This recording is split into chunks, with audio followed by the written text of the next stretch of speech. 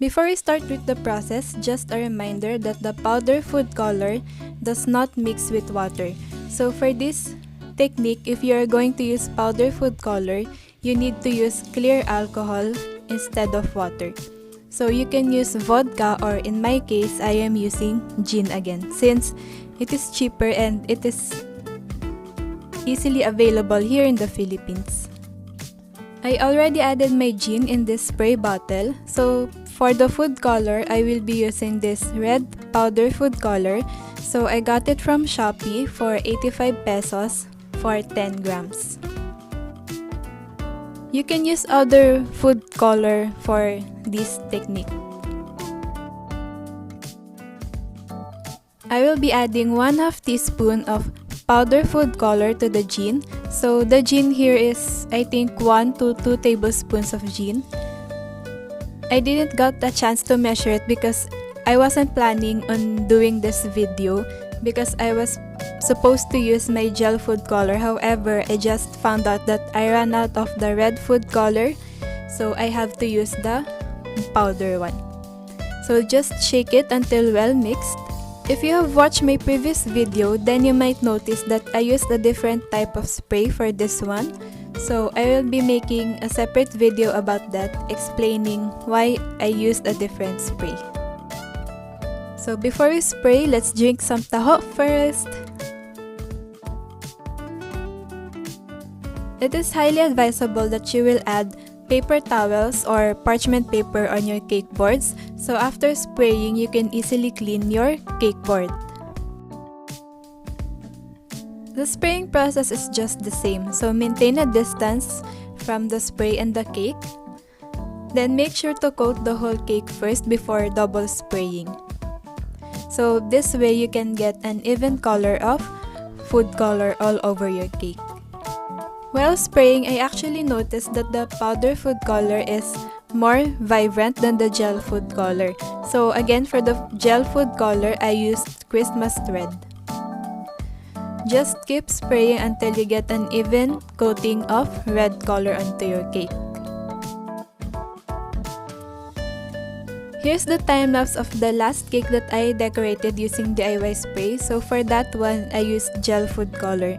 So in person, the powder one is more vibrant, so I actually like the color more. Again, don't forget to wear disposable mask and gloves while using this technique. So in my case, I actually ran out of disposable gloves. So after spraying, my hands looked like this. So if you want to avoid this kind of hands, wear gloves. Earlier, I advised you guys to add paper towels or parchment paper into your cake boards before spraying, and this is the reason why. It will help absorb all of the excess gel food color while you were spraying. Since I'm using cake drum, so I also added tapes all around it, so at the side of it, so that it won't absorb all of the food color while spraying. So all you have to do is to take out the parchment paper or the paper towels that you added. So there, you can see that the cake board is nice and somewhat clean. Because if you won't add this, then it will be hard to take off all of the food colors on the cake boards. I mean, it won't stain on the cake board, but you will definitely need a towel for that, then lots of tissue paper. So I highly advise that you add parchment or paper towels, tissue paper before spraying. Just a commercial, this is what will happen if you didn't add any paper towels onto your cake board. So as you can see, all of the spray went to the cake boards, then it is really hard to clean it. I used lots of paper towels for this one. I even used cloth. So there you go. Just a sample on how to clean if you didn't add the paper towels. So again, add tissue, paper towels, or parchment paper before spraying the cakes. Back to the original cake. So I will just remove the tape that I added on the sides of the cake board.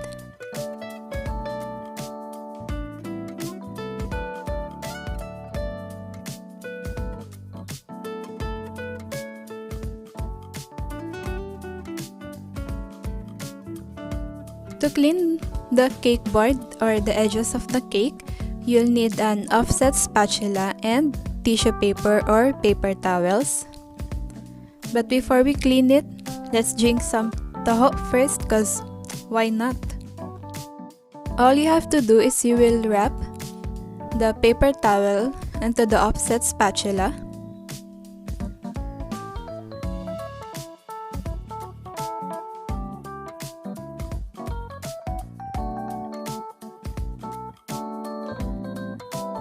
Then just start cleaning your cake boards.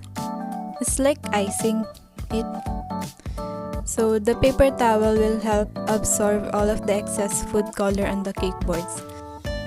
So for this one, I really didn't mind if my offset spatula will touch the icing of my cake at the bottom, since I will be adding a border on that one. So I always add a border whenever I'm doing DIY spray technique, because it's really hard to clean the boards.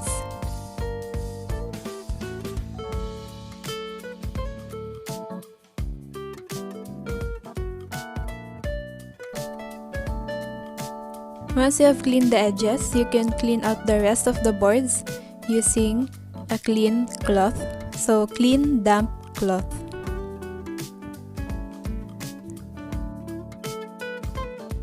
Just continue cleaning your cake boards until you are satisfied with it. So again, I am not that fully cleaning the edges of the cake, since I will be adding a border to it after. While cleaning the cake board, I actually noticed that the DIY spray that we did is actually drying up faster. So on a personal view, the cake is already dried, but still you have to let it set at room temperature. So for this one, I let it set for 30 minutes because I was also decorating another cake aside from this one. So based from this, the powder food color dries up faster than the gel food color. Once your cake board is clean, again before decorating, let it set first at room temperature for about 30 minutes. Now onto the one of the most asked questions. Does it have an aftertaste? So for the gel food color, no, it does not have an aftertaste based on my customers. But for this one, luckily this is for our personal consumption, so I was able to taste the icing myself, and I'll tell you guys that this powder food color does not have an aftertaste to it. So it tastes just like a regular icing.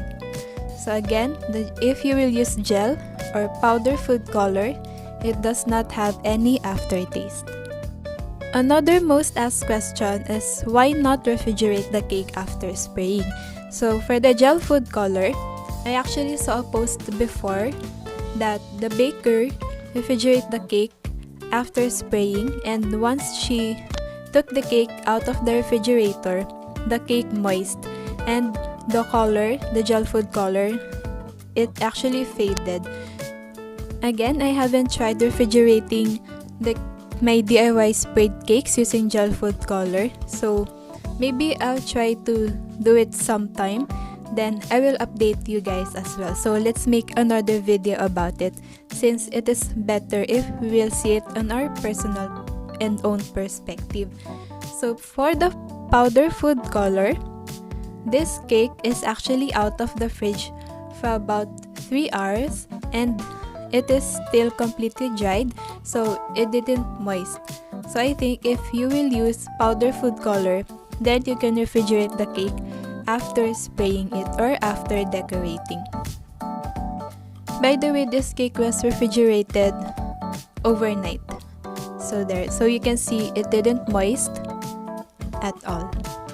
For the icing, I used the usual whip it frosting. That's it. Finally, I have answered one of your questions if this will work on powder food color, and the answer is yes, it will work. another thing is that you need to use clear alcohol for this one. So it won't work, or the powder food color won't mix with water. Another thing is that it doesn't have an aftertaste and it dries up pretty quickly compared to the gel food color. That's it. Thanks for watching. Another thing is to stay tuned for this video because I will be doing a video of the best spray to use for DIY spray, since recently I just had a problem while using the small spray one. So stay tuned for that, and I'm pretty sure that it will help you guys as well. Here's the finished product for this cake, and here's the difference between the gel food color and the powder food color. So personally, I like the finish of the powder food color more.